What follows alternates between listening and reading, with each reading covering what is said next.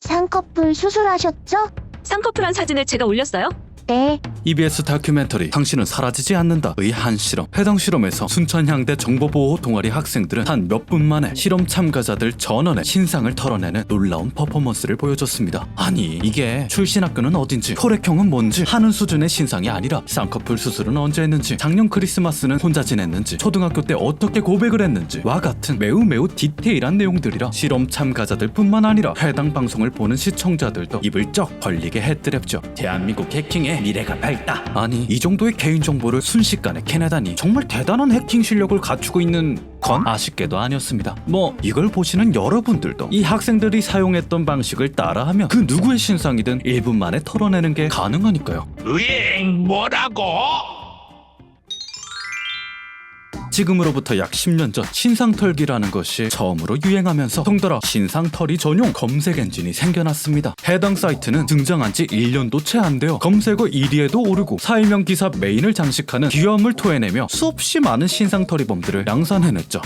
와우. 그런데 말입니다. 여기까지 들었을 때는 복잡한 알고리즘의 힙한 해킹 사이트로 들리셨겠지만 실제 기능은 초라하기 그지없어요. 자, 보고 계신 사진은 해당 사이트의 캡처본입니다. 여기에도 적혀있다시피 말이죠. 코글의 기능은 구글 검색, 네이버 검색, 다음 검색, 야후 검색 이 전부예요. 믿을 수 없으시겠지만 순천향대 정보동아리 학생들이 수많은 네티즌들이 일면식 없던 사람의 신상을 털 수 있었던 건 오직 검색 덕분이었습니다. 뭐 여러분들도 한번 영상이 끝나면 구글을 킨 다음 당신이 자주 쓰는 아이디와 연락처, 이름 단 3가지만 검색해 보십시오. 이미 이런 문제를 인지하고 있는 인터넷 고인물이거나 아예 인터넷을 사용하지 않는 컴맹이 아니시라면 어떤 정보든 쏟아져 나오실 겁니다. 저는 SNS 안 하는데.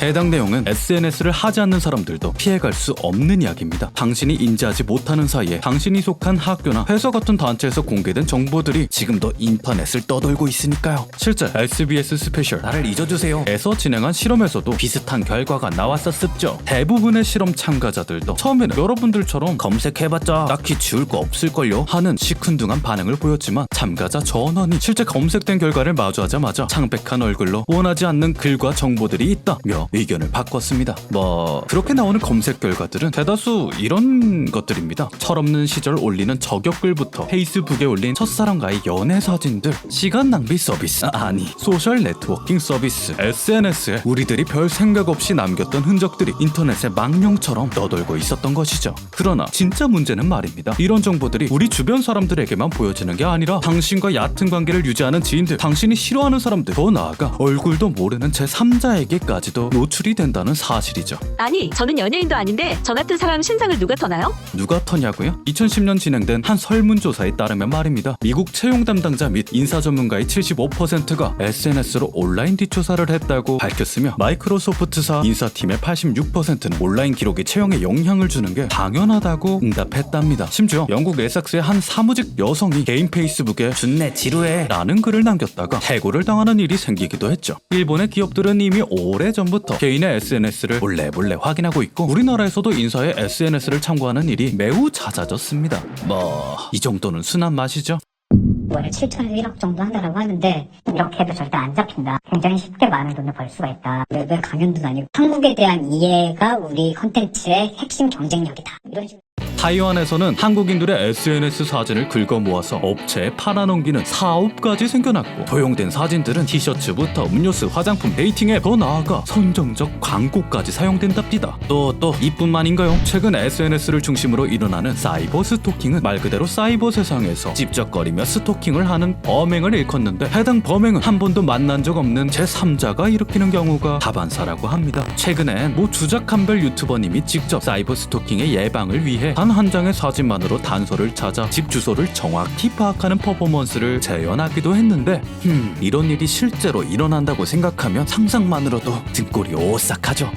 그럼 빨리 비공개로 돌려야겠네. No! 그러나 여러분, 원본글을 삭제하더라도 미리 보기의 형태로 구글 검색 결과에 남아있을 확률이 높습니다. 이런 데이터들은 해당 사이트가 아닌 구글 서버에 잔류되는 놈들이라 구글이 직접 해당 정보를 삭제해줘야 겨우겨우 사라지는 귀찮은 놈들이죠. 아니, 구글이 공공기관도 아닌데 단순 사기업이 이런 걸 삭제해줄까요? 네, 그건 걱정 마십시오. 10년 전 곤살레스란 사람이 과거 게시물들을 구글이 삭제해주지 않는다며 구글과 법정 다툼을 한 이후로 유럽 국가라면 잊혀질 권리라는 명목으로 구글에 검색되는 자신의 정보를 삭제, 요청할 수 있게 되었으니까요. 뭐 잊혀질 권리 자체는 유럽 국가 한정의 이야기지만 우리나라 역시 관련법이 제정되어 있어 게시 중지 요청에 적극적으로 임해주고 있습니다. 그래서 어떻게 삭제하냐고. 네, 긴 말 필요 없죠. 지금부터 아주 빠르고 간단하게 말씀드리겠습니다. 당신의 신상을 검색했을 때 지우고 싶은 정보가 나온다면 일단 우선적으로 직접 글을 삭제하시고 개인 SNS가 아니라면 사이트 관리자에게 직접 문의를 해서 삭제를 해야 합니다. 그 다음 구글에 남아있는 데이터의 링크를 갖고 구글 검색 고객센터로 들어간 다음 구글에서 정보 삭제 페이지로 가서 정보 삭제 요청을 누르기만 하시면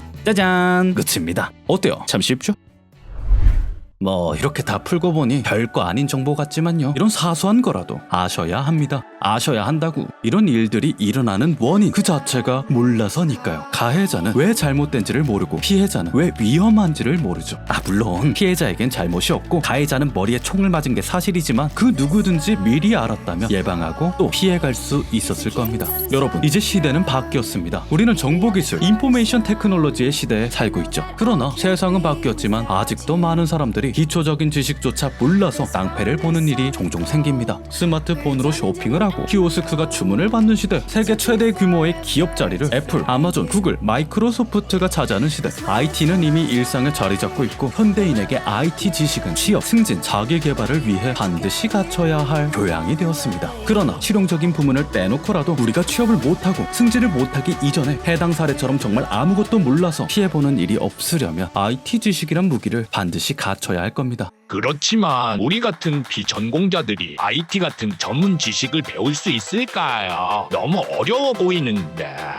걱정하지 마세요. 단 한 건으로 모든 게 해결이 되니까. 잠깐만요. 설마 이 흐름을... 자, 오늘의 죄. 필요하지만 생소한 IT 지식을 일상의 생생한 사례로 쉽고 재밌게 알려주는 IT 좀 아는 사람입니다. 아니, 읽어보니까 내용이 너무 좋아서 콘텐츠로 그냥 쓰려고 했는데 돈까지 준다고 하더라고. 사실은요, IT라는 단어는 굉장히 어렵고 생소하게 느껴질 수 있지만 우리들 일상 속에서도 흔히 마주할 수 있는 놈입니다. 카톡 메시지, 인스타그램 사진, 지금 여러분이 보시는 이 영상도 모두 IT라고. 이 책의 저자인 구글과 페이스북, 마이크로소프트의 전문 매니저들은 이런 주변의 일상을 쏙쏙 뽑아내 비전공자들도 이해하기 쉽도록 IT 지식을 아주 재밌게 풀어냈습니다. 페이스북은 인스타그램을 왜 인수했는지, 애플은 왜 배터리 수명을 그렇게 왔다 갔다 하게 만드는지 하는 재밌고 가벼운 소재들로 당신을 IT라는 세계로 딥하게 이끌어 줄 겁니다. 자, 여러분, IT라는 이름에 잘 벼려진 이 예리한 무기는 잘만 사용하면 우리에게 최첨단 기술, 미래를 예견하는 통찰력과 뛰어난 비즈니스 능력을 부여해 주지만 멍청하게 쓰면 그저 남의 개인정보를 찔끔찔끔 훔쳐보는 용도로만 쓰일 뿐입니다. 그렇다면 여기서부터 선택은 오직 여러분들의 몫일 테죠. 이 위대한 무기를 멍청하게 쓰며 낭비할 건지 아니면 똑똑하게 쓸 건지.